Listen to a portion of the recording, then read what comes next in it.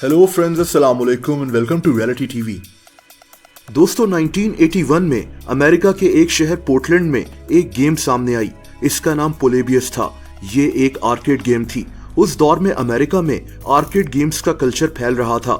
एक शॉप के अंदर कई ऐसी गेम्स होती थीं और बच्चे अपनी अपनी गेम खेल रहे होते थे।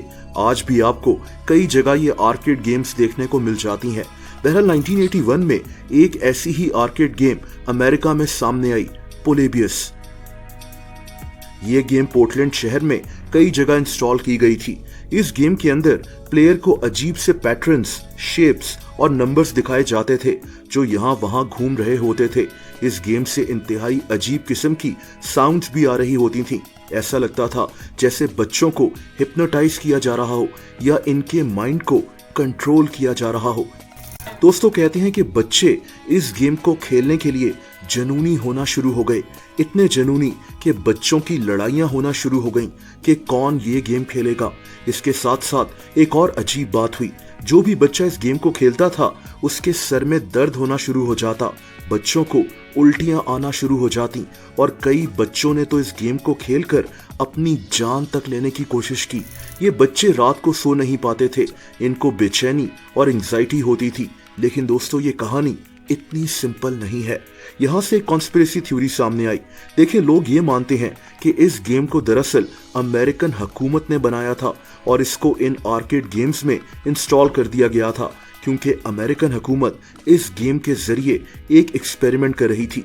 एक्सपेरिमेंट ये था कि क्या एक गेम के जरिए बच्चों का माइंड कंट्रोल किया जा सकता है।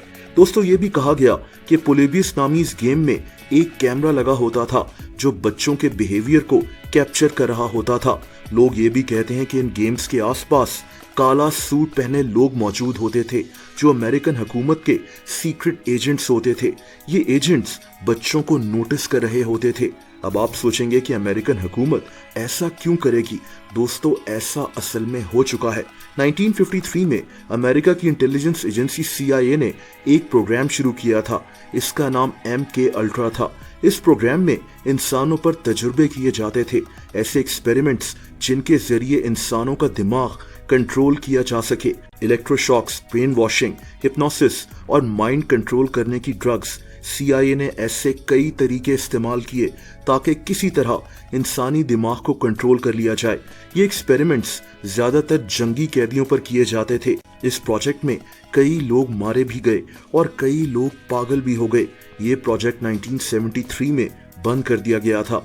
तो दोस्तों, हो सकता है कि ये जो गेम थी यानी पोलेबियस, ये भी शायद CIA का कोई माइंड प्रोग्राम हो। ये लोग कोई एक्सपेरिमेंट करना चाहते हो। ये गेम बहुत कम अरसे के लिए आर्केड्स के अंदर मौजूद थी और फिर इस गेम को हटा लिया गया। आज आपको कई ऐसी कहानियां सुनने को मिलेंगी कि कैसे इस गेम की वजह से कुछ बच्चों को अगवा कर लिया गया था और ऐसी दूसरी कहानियां।